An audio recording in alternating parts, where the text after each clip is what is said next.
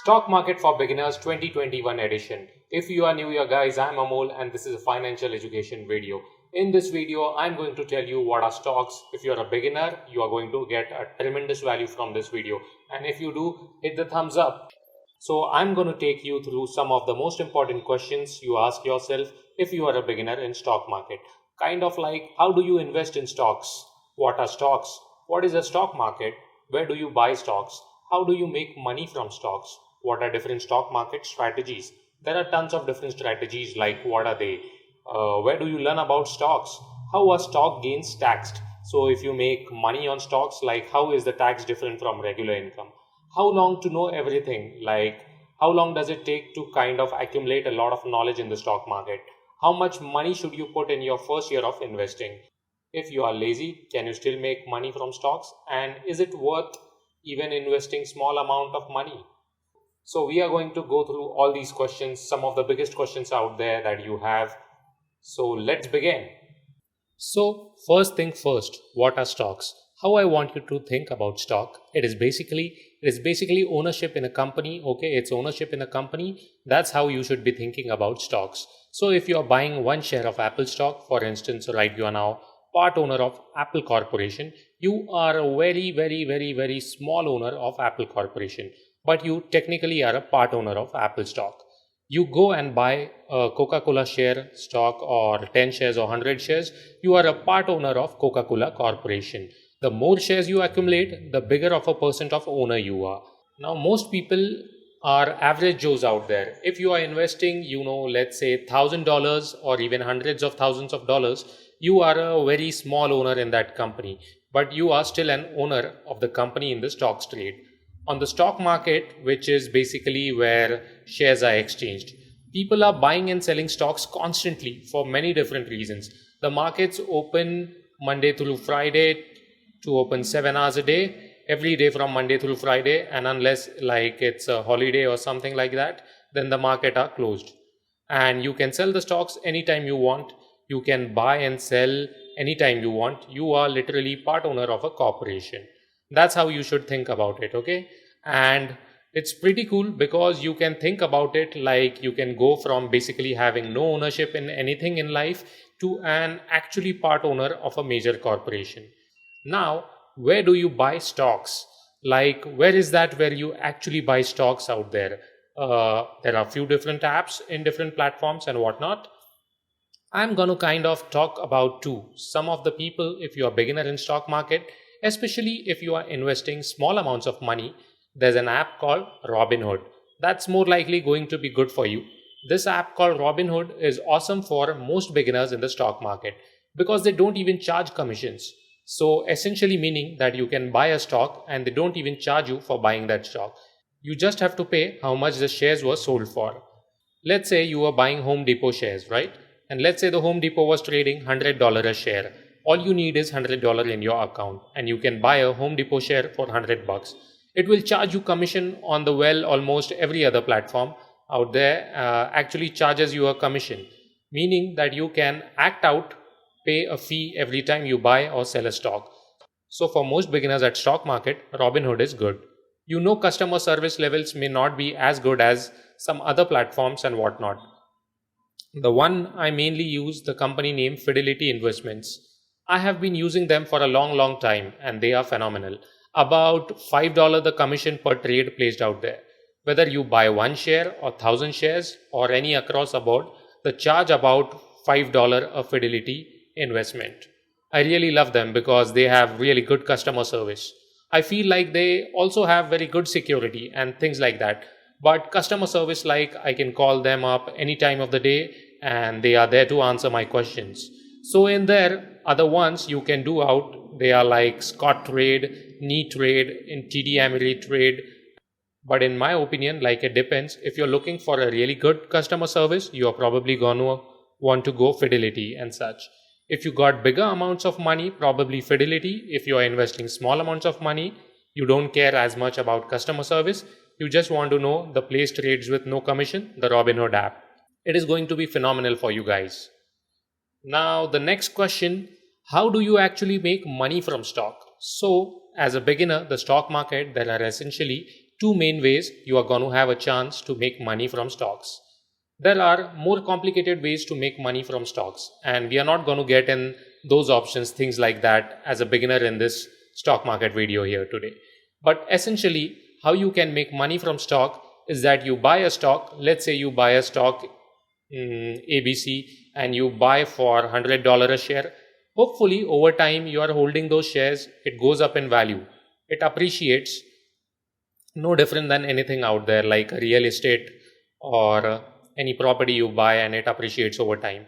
And hopefully, eventually, it also gets at $120 or whatever price. You decide to sell it out. You sold it for 120, you bought it for 100, so you made $20 profit per share on that stock. That's one way you can make money from stocks as we get in the stock market. The other way is through collecting dividends. Just say, not all companies pay dividend, but there are a lot of bigger companies out there, which most of the companies, they'll invest in as a beginner of the stock market, and they pay dividend yield. So meaning you can basically buy the shares and you get paid dividends every 3 months, generally speaking. So let's say the stock has like a 2% dividend yield when you buy it. So that means, each year you are going to basically receive $2 in dividends per share you own in that stock. So you just hold the stock and you get dividends paid out every 3 months into your account. The 2% yield in over the course of year, you will get $2 in dividends. One of the great things about dividend is a lot of bigger companies that are very profitable, very well run, they actually raise their dividends over time.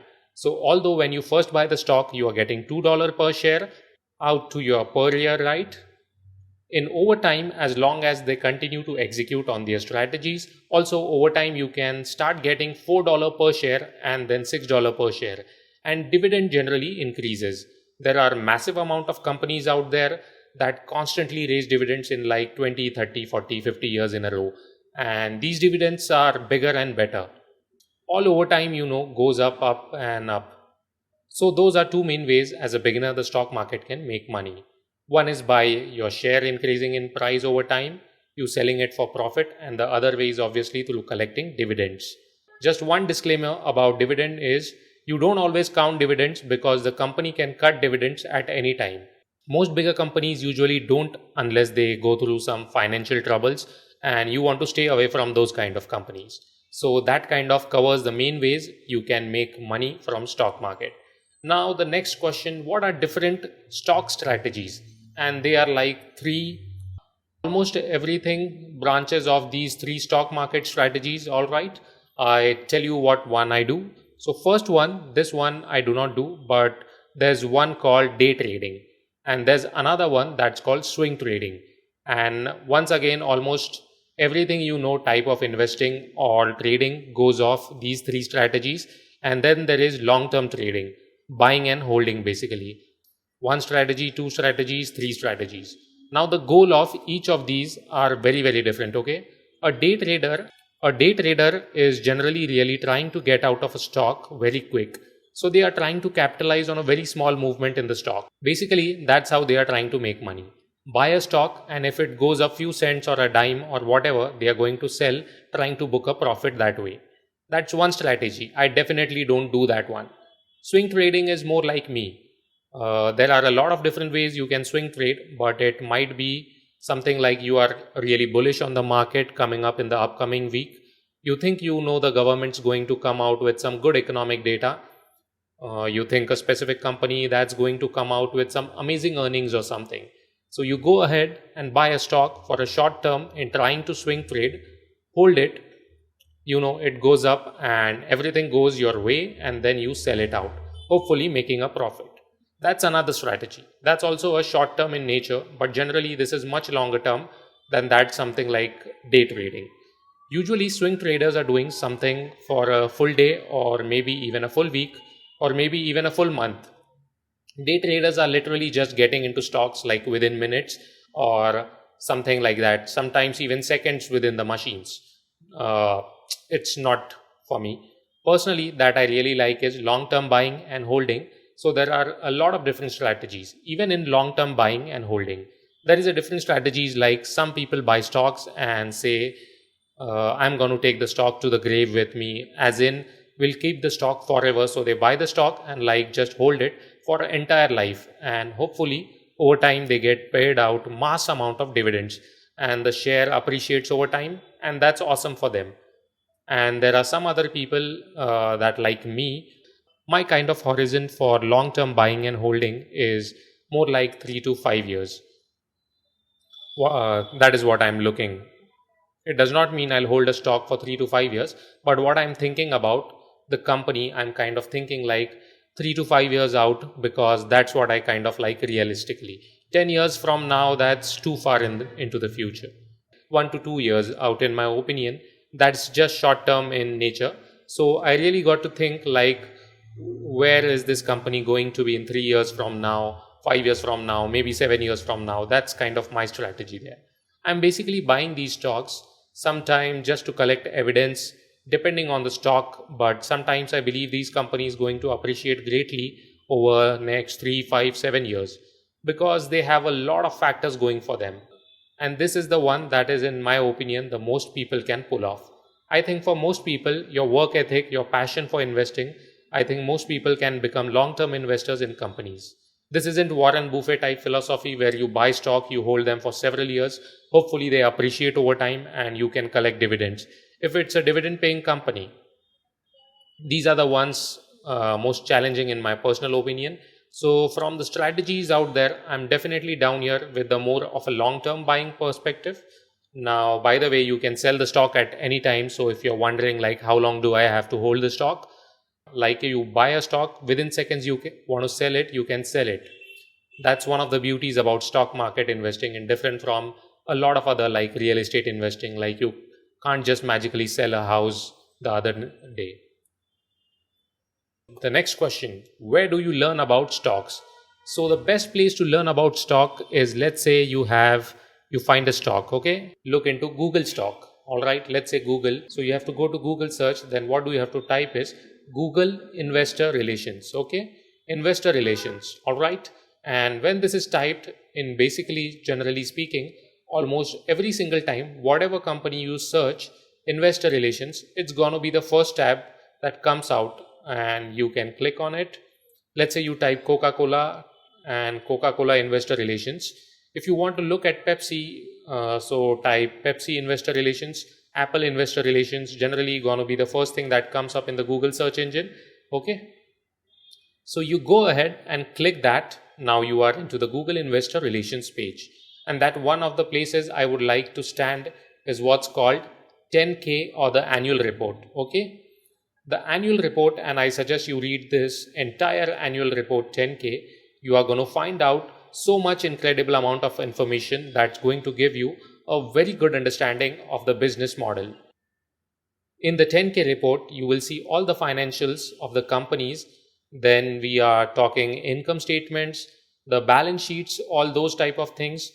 Balance sheet is where you know how much money they are holding in cash investments, things like that, versus some of their debts and things like that, where the income statements more like how much revenues is coming in door and how much of that revenues actually reaches the bottom line in the profit engine, things like that. So 10K annual report, you're going to find out so much good things in there.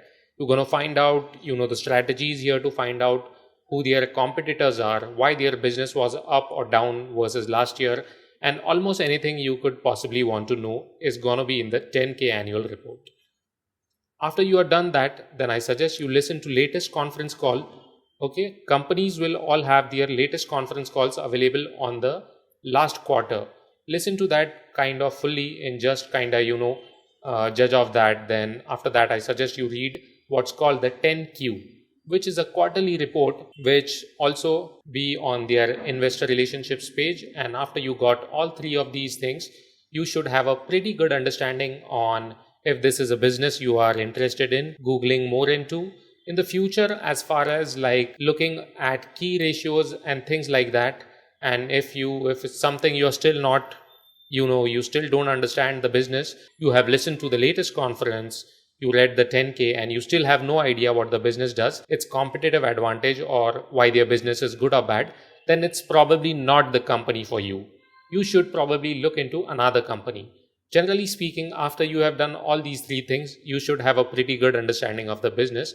But if you just can't wrap your head around it, move on to the next one. There are thousands and thousands of stocks out there. Look into them.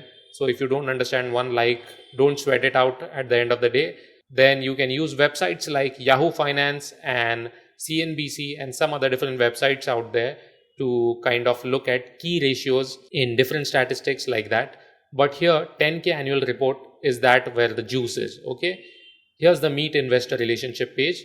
That's the main place you are going to want to learn about companies, because they are going to have the most accurate information on their end. It's pretty much anything you possibly want to know about public companies is going to be disclosed in there. Now let's go to the question number 6. How are stock gains taxed? So stock gains are taxed differently depending on how long you hold the tax for and depending on if you receive dividends. So if you receive dividends, first of all, remember we talked about those little dividends just a minute ago.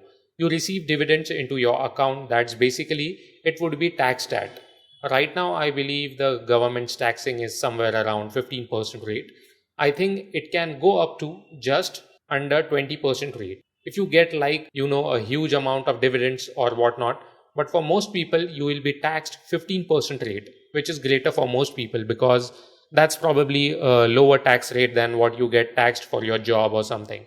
Then basically, if you hold the stock for more than 1 year and sell the stock for profit, you are going to be also be taxed around 15% unless you have a huge, huge position and like hundreds of thousands or millions of dollars in profits.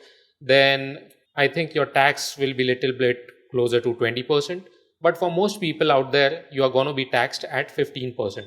If you held the tax for a minimum of 1 year and you went ahead and sold, okay? You hold the tax for less than 1 year and you saw the profit, then you taxed at your income rate, which is generally, pretty high. I mean, most people probably paid income tax rates in their 20s, and if you make a lot of money, then you are probably paying closer to 30s. So you can see a big difference. If you hold the stock for more than a year, the tax are different on your side. And at the end of the day, because you are paying a 15% versus 20% or 30 or 35% rate or something like that. And so it's a big tax advantage for long-term investor and even the dividend investor versus someone that's doing short-term activities just because your tax is at higher tax rate. Let's get into question number 7 here. How long all in total you know everything? A lot of people ask me this, how long does it take for you to learn everything? First off, you will never know everything. And I just don't see just you go into anything in life and in kind of like with the mindset. I know everything about this in 1 year or 2 year, like I know everything. In my opinion, within 1 to 2 years, you have a very strong understanding of stock market investing, as long as it's been something you have worked on each and every week for a straight or something like that. You should have a very good understanding of stock market, how it works, good companies to invest in versus those bad companies, things like that. But in terms of knowing everything, I don't think you will ever know what everything. Like I have been in the stock market for 10 years.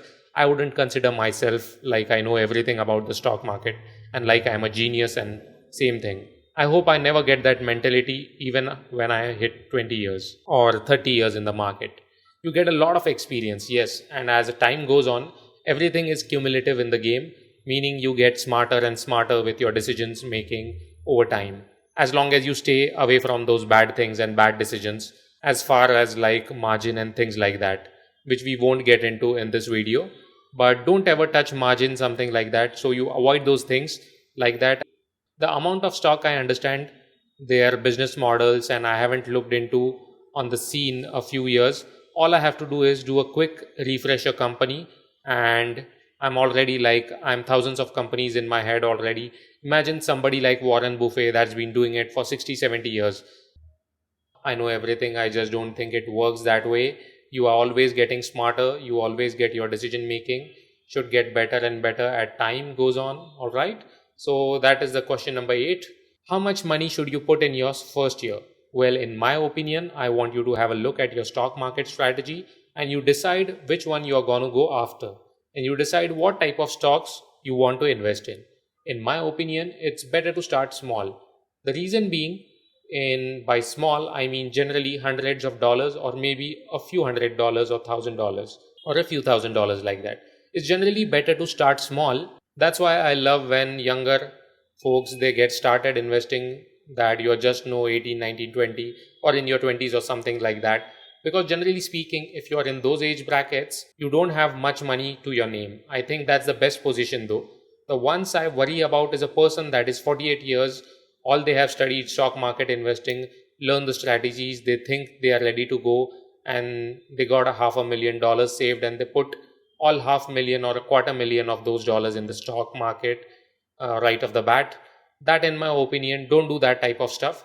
The best position is when you got only $100 or a few $1,000s to start off. In your start building up, because here's the thing, you got 100 saved or you got $1,000. Like if you lose money in your stock, you go down by 10% or whatever, like say down 30%, okay? So 1,000 went down to 700. It's not like 300 was got some magical money that was so important in your life, right? Whereas in case of a big difference, like if you invested $500,000 and the stock goes down by 50%, you lose $250,000.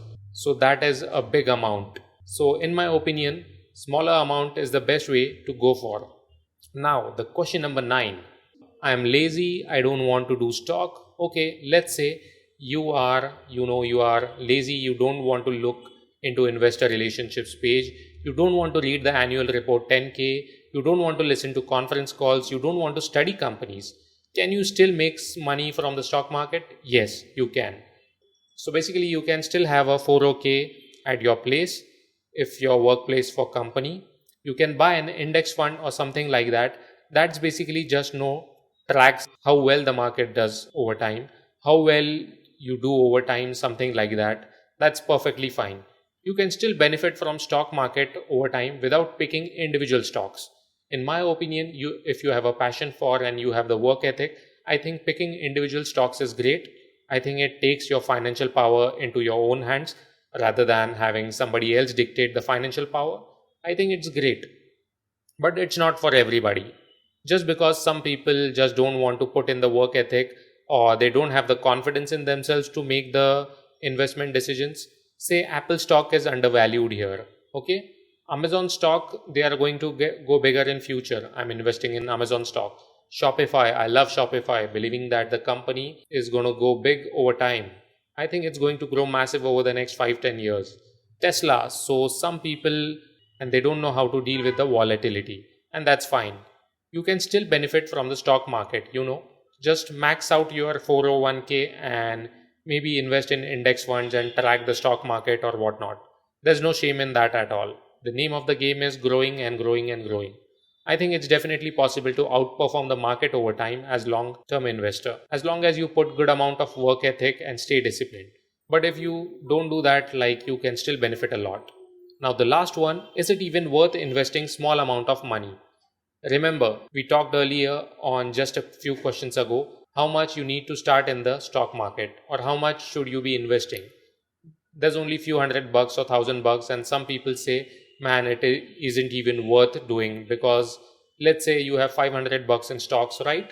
You start out, you have 500, even if you double at, you'll only get $1,000. And some people get upset, and is it worth doing or not? In my opinion, it is 100% worth doing. Here's the thing, you don't understand. Everybody starts somewhere in the game. I started, my first investments were like $200 or $300, all right? I'm investing tens of thousands of hundreds of dollars. So the fact is, you got to get started somewhere.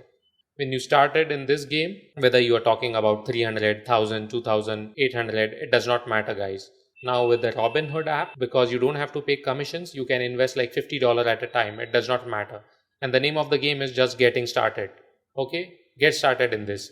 If you get started in this, you are going to do very well for yourself over the next 10, 20, 30 years, as long as you can stay disciplined. You put in the work ethic at the quote.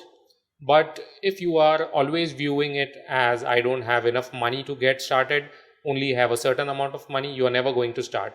Speaking that, just the way it works, guys. So in my opinion, it is better to start when you don't have a lot of money. Because like we talked about earlier, so you save a lot of money. Let's say you have a good job you save yourself a lot of money. You can learn, but just watching stocks all the time, you're not going to get the game right. I can go down the basketball court and do shots all day, but until I play along with somebody else, I'm not going to know how good I am. You don't know how good you are in a stock market investing without actually investing it. So at first, like in the 1 to 3 years in the stock market, to be playing around with smaller amount of money rather than like say hundred thousands or millions or 500 thousands. So it is better to start small and start now. I hope this video gave a ton of value to you, and if so, give a thumbs up and share it with your friends if you like.